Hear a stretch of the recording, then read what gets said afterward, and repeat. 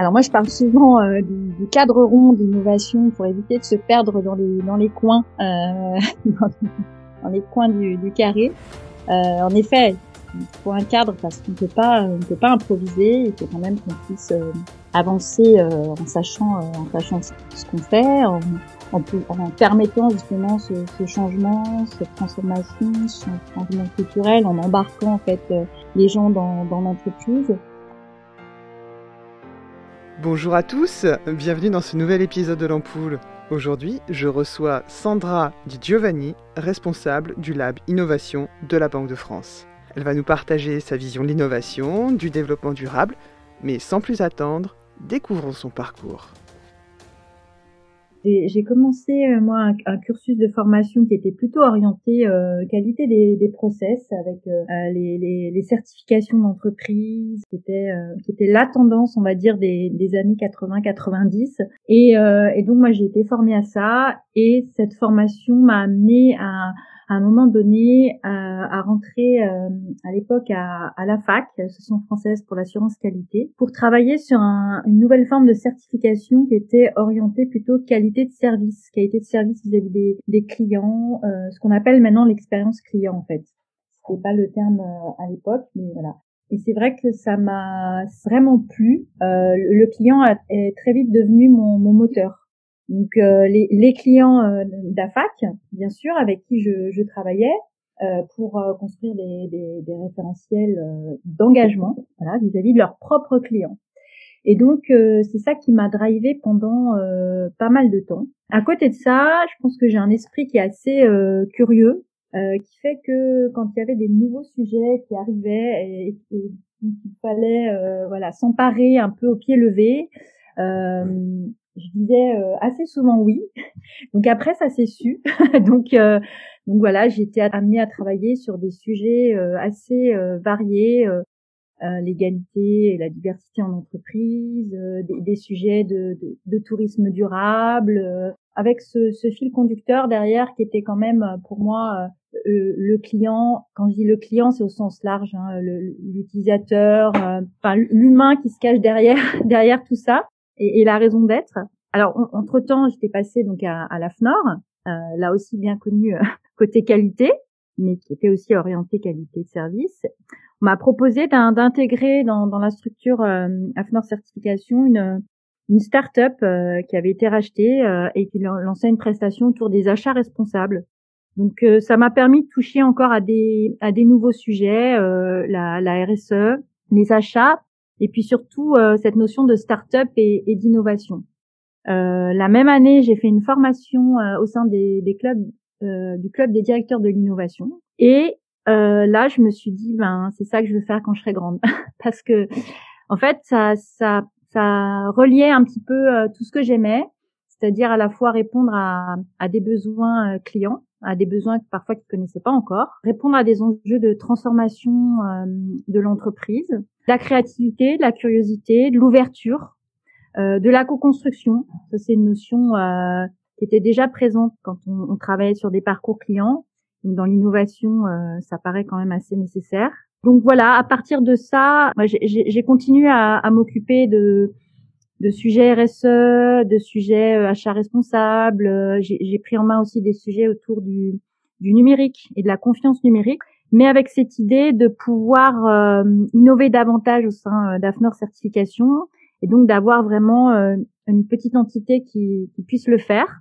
Donc j'ai continué à travailler sur l'innovation en me rapprochant d'acteurs externes pour voir ce qui se faisait dans nos écosystèmes. Et puis finalement, j'ai eu la chance d'avoir la confiance de mon directeur qui a accepté de créer une cellule innovation au sein d'AFNOR Certification où là on a pu lancer un certain nombre de projets innovants, en tout cas transformants. Voilà. Donc et puis bon, comme ça faisait quand même pas mal d'années que j'étais à l'AFNOR, l'année dernière, j'ai choisi de quitter l'AFNOR pour rejoindre le lab de la Banque de France. C'est très inspirant comme parcours. Et justement, cette plongée dans le monde de l'innovation vous a certainement appris pas mal de bonnes pratiques que vous accepteriez d'en partager certaines avec nous.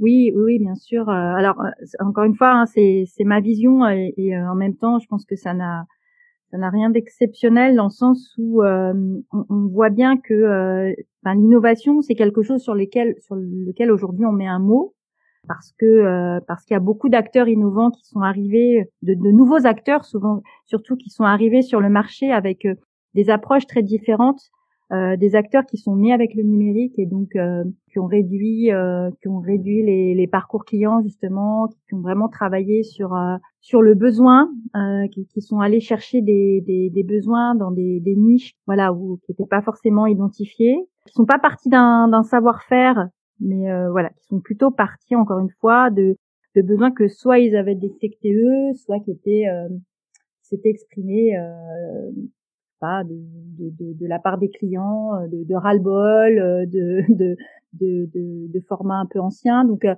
c'est vrai que tout ça, pour moi, c'est ce qui challenge finalement les entreprises aujourd'hui et qui les pousse à parler d'innovation, parce que finalement l'innovation, c'est de la transformation, de l'adaptation. On est tous des êtres vivants et qui venons de loin, et on a tous dû s'adapter pour survivre, et on le fait encore, je crois, en ce moment. Et les entreprises, c'est la même chose, hein, pour pouvoir continuer, il faut qu'elles puissent évoluer. Et je pense que c'était un peu, voilà, globalement, il y avait ce manque de transformation orientée client. Moi, la première chose, je pense que c'est, en tout cas moi, ce que je retiens d'innovation, c'est que on peut pas innover juste pour innover. On peut pas innover en se faisant plaisir quand on est une entreprise ou une entité de façon générale. Il faut que ça réponde à un besoin. Pour connaître ce besoin, il faut être proche de ses utilisateurs. Il faut bien les comprendre. Il faut les écouter. Il faut partager avec eux. Il faut challenger des propositions. Il faut aussi écouter ce que font les autres en termes d'offres. Je pense qu'on est plus fort à plusieurs que tout seul. On voit bien que souvent il y a des acteurs qui ont les mêmes idées au même moment. Il y a une concurrence qui s'installe, et la concurrence, elle peut être saine, si on est dans la co-construction. Voilà, moi c'est déjà ma première vision de l'innovation.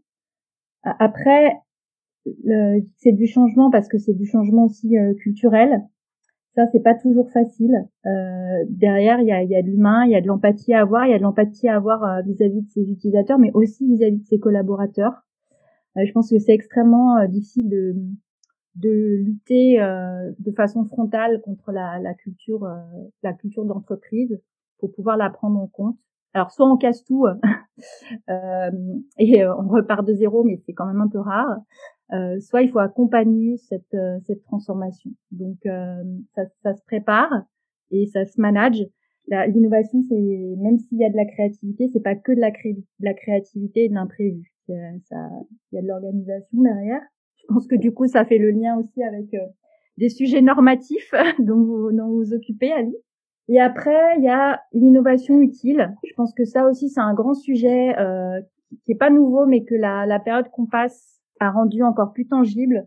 Si on doit choisir, quand on fait de l'innovation, selon moi, il faut une innovation qui soit pour le plus grand nombre, qui soit durable dans le temps, enfin qui nous amène vers autre chose, pas qui soit éphémère. Voilà. Enfin moi, c'est un peu les clés qui sont les clés d'innovation pour moi. Sandra, quel a été l'apport de la digitalisation dans l'innovation ? C'est pareil, moi tout ce que je vous dis là, en fait, c'est pas moi qui l'ai inventé, hein. C'est vraiment ce dont je me suis nourrie. Mais la digitalisation, ce qu'elle a apporté, c'est la rapidité. Ces nouveaux acteurs qui sont arrivés, ils nous ont permis d'avoir accès à plus d'informations plus rapidement, de pouvoir donner notre avis sur plein de choses, d'être plus sachant quand on va même acheter en magasin. Et finalement, maintenant, dans notre quotidien, on a du mal à ne plus faire comme ça. Donc c'est pour ça que les autres acteurs ont dû se mettre au diapason. Parce que finalement, avec la digitalisation, on a eu accès à tout un champ de services et d'expériences qui n'existaient pas avant. Et le fait que dans notre vie quotidienne, on ait accès à toutes ces informations, tous ces moyens de voter, de partager notre avis, est-ce que ça a un impact aussi sur l'expérience professionnelle, sur l'organisation d'une entreprise ? Oui, alors je pense que ce qui se passe dans l'écosystème B2C rejaillit dans un temps qui peut être plus ou moins long sur le B2B, c'est-à-dire que en tant que particulier, en effet, notre besoin a changé et du coup, dans l'écosystème professionnel, que ce soit dans la relation entreprise-entreprise ou dans la relation collaborateur avec son employeur, les besoins ont aussi changé. Alors après, je pense aussi qu'il y a une question en effet de génération. Là, moi, je suis pas experte de tout ce qui se dit sur les millennials, mais on voit bien aussi que leur prisme a évolué et que contrairement à des générations comme celle de mes parents par exemple qui étaient très attachés à leur entreprise, c'est un peu leur famille. Bon ça n'existe, je crois que ça n'existe plus trop dans les jeunes générations. Moi je dois être une génération un peu entre deux, je pense, qui a à la fois peut-être la culpabilité de devoir être attaché à mon entreprise, mais qui est quand même qui sait que finalement ben voilà, il y a pas que ça, il y a pas que le travail dans la vie et que du coup on peut aussi aller chercher des choses ailleurs. Mais oui, il y a ce prisme qui a changé, je pense. Les jeunes générations se sentent aussi concernées par le développement durable. Comment cette question est entrée dans votre vie personnelle et professionnelle? Alors, cette question, en effet, est très présente dans ma vie déjà personnelle. Moi, je suis végétarienne depuis de nombreuses années et bien avant que ce soit une mode ou une tendance, entre guillemets. Enfin, vraiment parce que ce problème de l'être vivant m'a touchée très tôt. Et c'est vrai que de façon personnelle, tout ce qui se passe sur la planète, ça me peine. Mais vraiment, quand je dis peiner, c'est au sens lourd du terme. Hein. C'est que je me dis que les ravages qui ont été faits et qui sont encore faits, hein, malgré toutes les alertes qu'on peut avoir, à un moment, et c'est ce que les scientifiques disent, hein, il n'y aura pas de retour en arrière. Je trouve que c'est vraiment préoccupant pour nous et puis encore plus pour les jeunes générations. Donc c'est pour ça qu'en fait, en termes d'innovation, en effet, en termes de production au sens global, il faut qu'on se pose la question de ce qu'on fait est utile, est-ce que c'est essentiel, est-ce qu'il y a un autre moyen de le faire avec moins d'impact. Oui, je pense que vraiment l'innovation ne peut pas être, encore une fois, irraisonnée. Il y a plein en plus, on peut pas faire comme si on ne savait pas aussi. Je pense que il y a des moments où réellement on ne savait pas, ou en tout cas avec un tout petit écosystème qui savait. Aujourd'hui, on sait. Et donc la difficulté, c'est de trouver le bon compromis entre la performance qui est quand même nécessaire pour assurer la longévité d'une entreprise ou d'une entité, et pas l'excès. Voilà, pas l'excès pour que finalement ce qu'elle fait puisse avoir un impact modéré et encore et être avoir un impact social, sociétal, environnemental acceptable. Comment tenir compte du développement durable dans le process d'innovation? Oui, alors moi je parle souvent du cadre rond d'innovation pour éviter de se perdre dans les coins dans les coins du carré. En effet, il faut un cadre parce qu'on on peut pas improviser. Il faut quand même qu'on puisse avancer en sachant ce qu'on fait, en permettant justement ce changement, cette transformation, ce changement culturel, en embarquant en fait les gens dans l'entreprise. Je crois déjà que il peut y avoir un critère à suivre, c'est justement dans les innovations qui sont produites, de quel type d'innovation il s'agit. Est-ce que c'est des innovations justement qui ont un impact environnemental, un impact social, ou en tout cas qui sont en lien avec des sujets environnementaux ou sociaux, ou est-ce que ce sont des innovations purement marketing. Je dis pas que il ne peut y avoir que des innovations sociétales, hein, mais déjà, je pense que si l'entreprise mesure quand elle fait de l'innovation et les catégorise, ça peut lui donner des tendances et c'est un levier aussi pour pouvoir agir. En tout cas, de se poser la question à minima quand il y a une innovation qui doit être lancée. voilà, quel impact elle a et dans quel registre elle se situe. Et puis après, il y a des gros sujets qui sont notamment la sobriété numérique, l'éthique du numérique. Là aussi, je pense que l'euphorie est un peu passée. On sait que finalement le numérique a un impact. Avant, on nous disait on n'imprime plus aucun papier, tout est stocké dans les serveurs. Maintenant, on sait que ces serveurs ils provoquent des dégâts. Donc on peut pas se contenter d'arrêter le papier et de stocker sur un serveur. Il faut qu'on fasse de l'économie dans ce qu'on stocke. Il faut qu'on réfléchisse à de l'éco-conception. Il faut qu'on sensibilise aussi, parce que dans les entreprises, c'est un sujet qui est naissant. Il faut trouver encore là aussi le bon compromis entre rester compétitif. Il ne s'agit pas de tout arrêter, rester compétitif, mais en étant vigilant à ce qu'on fait en termes d'impact environnemental et puis d'impact éthique, comme je l'évoquais, que tous ces nouveaux outils qui soient développés, ils laissent pas de côté des populations ou des typologies de personnes.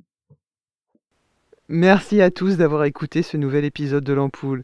Je suis sûr que vous voulez être tenus au courant des prochains épisodes. Pour cela, vous pouvez soit vous abonner à notre mailing list en lien dans la description de ce podcast, ou tout simplement vous abonner à ce podcast avec votre plateforme préférée.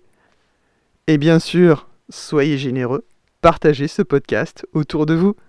À très bientôt!